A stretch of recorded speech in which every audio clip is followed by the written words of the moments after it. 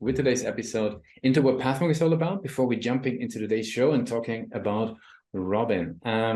Pathmark is an intelligent AI to generate more demos from your website. Simple as that. Basically, the challenge is that typically 98% of a marketer's website visitors are not converting. So they leave the website and off they go. So your ability to successfully show your value and support visitors in their buying journey separates you from the competition. So essentially, Pathmark is figuring out where people are in the buyer's journey, influences them with relevant micro experiences like case studies, introductional videos, and much more to ultimately generate about 50% more conversions from the same website traffic. Add it to the page in seconds, you can let the AI do all the work and get access to about 50% more qualified leads from the same website traffic. Check it out on pathmark.com. In today's episode of the Pathmark Presents podcast, I'm with Andrew Riker. He's hailing over from the folks over at Robin, and they are doing something that I think a lot of you guys are quite interested in. There's a lot of, hybrid and remote companies out there, and it's quite interesting. It's a hybrid workforce platform, I would say. People, are going to be spread out across offices as well as remote and at home. So let's see how Robin helps those companies and how Andrew is thinking about growth for Robin. So welcome to the show. Thank you very much for having me. Happy to be here. Sure, yeah. So maybe give people like a brief overview from your own perspective. What is Robin all about? Sure. Robin is a workplace management platform that I'd say streamlines the workplace processes for kind of enhanced office productivity. We offer desk and room booking software alongside sort of an intelligent workplace automation and analytics engine. So our platform basically empowers people to reserve the spaces they need at work. We've been around since around 2014 and had thousands of global customers trust Robin for scaling their workplace automation. Very cool. Now, who would you say fits best? Like what types of organizations? I mean, they have to be hybrid in the first place, but what types of size, what type of industries, where do you see a great fit? Yeah, anyone that needs butts in offices. So anyone that has an in-office presence, really. It could be in the business sense, but also hospitals, schools, etc. So we really aim at increasing engagement at the workplace, no matter if you're in a lab or you're in an office building or at a hospital. So we really want to enable end users to feel good about the rooms and resources to do their best work. So I wouldn't say there's necessarily a dedicated ICP or anything. There's a lot of businesses that work out of buildings like professional services, financial services, and we cater to we try to cater to mid-market and enterprise because of how long we've been around. We've seen a lot, so we have a lot of insight in making our software, very scalable. That makes sense. Now, what would you say? Which type of people, like which roles, are the ones that are actually knocking on your door? Is that like a facility manager? Is that like an operations team? Is that like who's bringing that in? Yeah, good instinct. I would say that we're mostly focused towards either facilities managers, but mostly IT. And in the kind of return to office in the last few years, there's been a lot of roles that help help kind of brands and organizations productivity in the office. So a workplace kind of experience person is generally who we cater to, but anyone that has to do with the logistics of in office. So it could be visitor management, it could be room and desk booking for hotel style or hot desking. Anyone that really just wants to increase the productivity of folks in office and kind of, measure that. Yeah. Gotcha. That makes a whole lot of sense.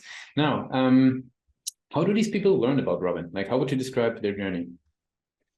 Yeah, I think that it comes from organizational shifts or environmental shifts. In the last 3 years, post-COVID, there's been a lot more flexibility in working remotely, and with that disconnected workforce, a lot of people are looking towards finding a good solution for their employees to increase retention and engagement and just get better work out of them. So people usually find, chaos in the office, sometimes double booking using Outlook or, the Google Suite.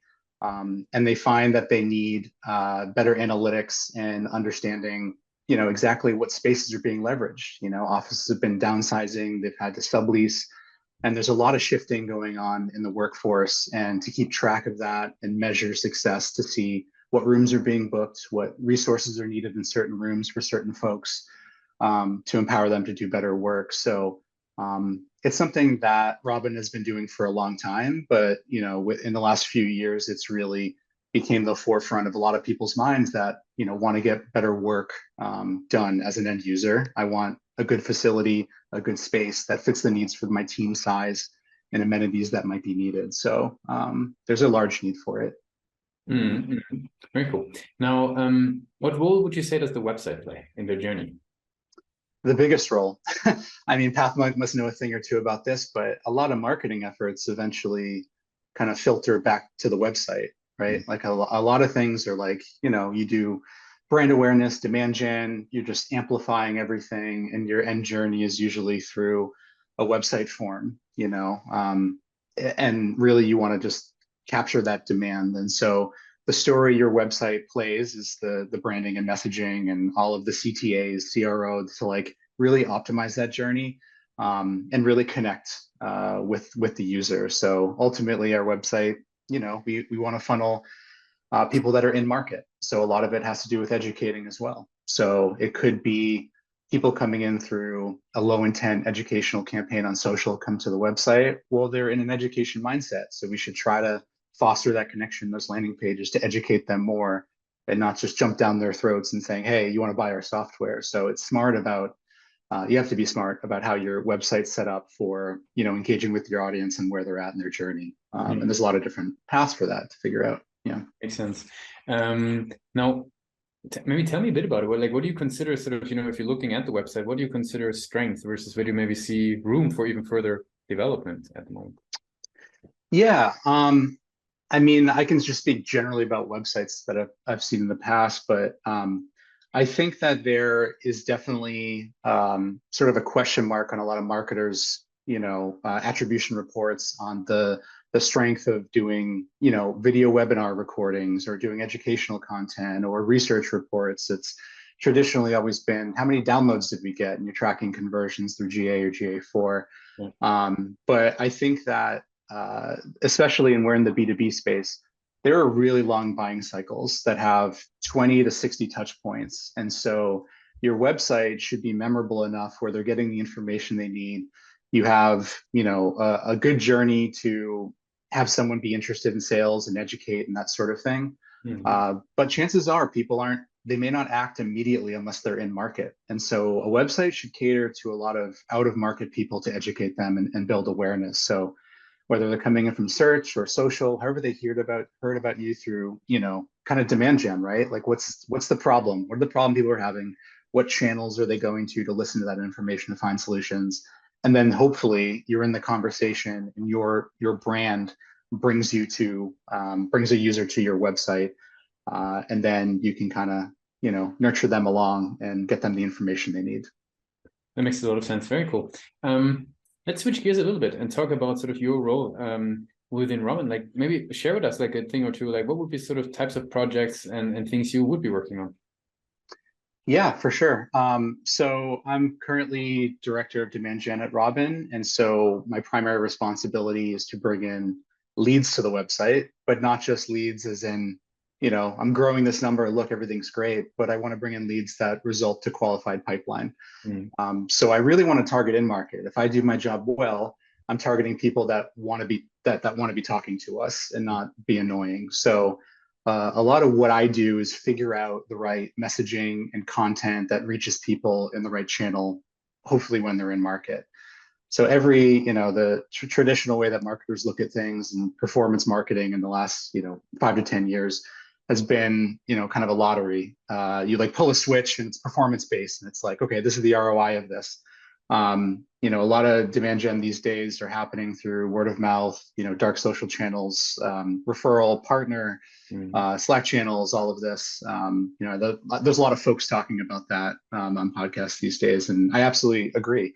I think search is a primary one that touches a lot of different channels, and so I focus a lot on search because you have paid advertising there, which is lead capture, but then you have organic, which is education or brand presence and kind of getting your name out there for people that are, already have a demand. They've already sort of understand the need for it.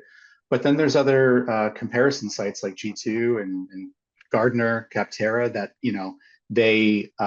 they're sort of an extension to your SEO as well. So that's like sometimes a paid channel, it's a partnership that helps leverage. So search has a lot splintering off of it. It's not just SEO, but it's a lot more than that. So that's where a lot of my focus is. And there's other channels. As a marketer, I think you should always be testing and learning. That's what marketing is. Understand your customer and test and learn. So I'm doing a lot of pilots and trying things out, different messaging.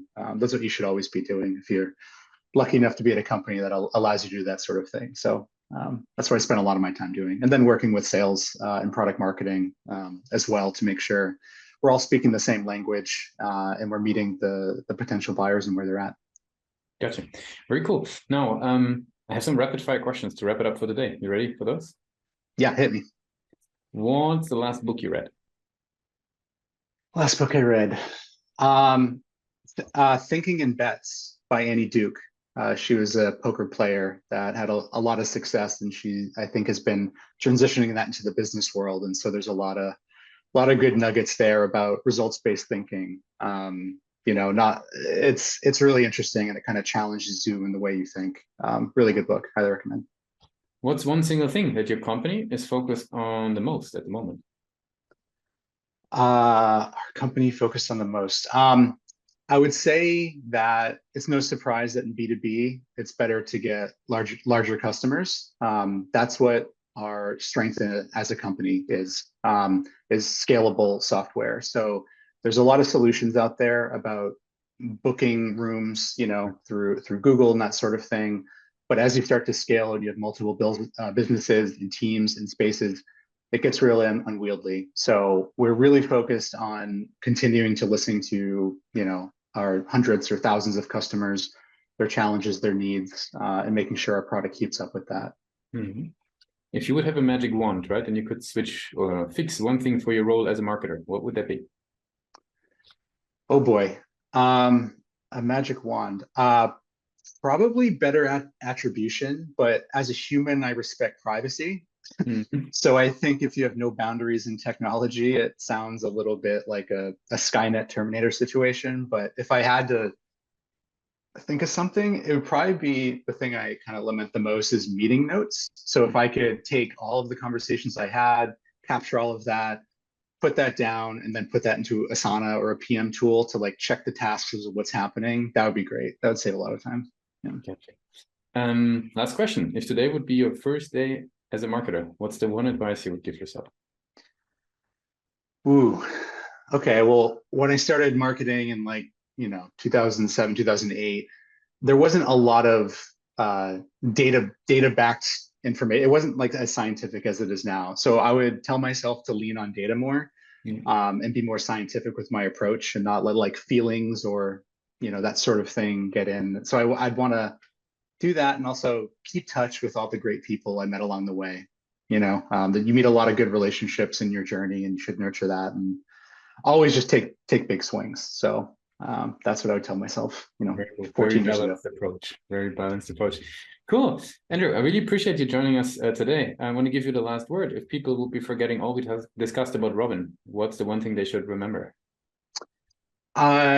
Your workplace is crucial for keeping engagement with your employees and having them do great work. So if you feel like you don't have a good situation at work logistically with your spaces, and you feel like you want to communicate better to your team and work better as a company, check out robinpowered.com, and we can help you out. Thanks a lot for being a guest on Pathmon Presents.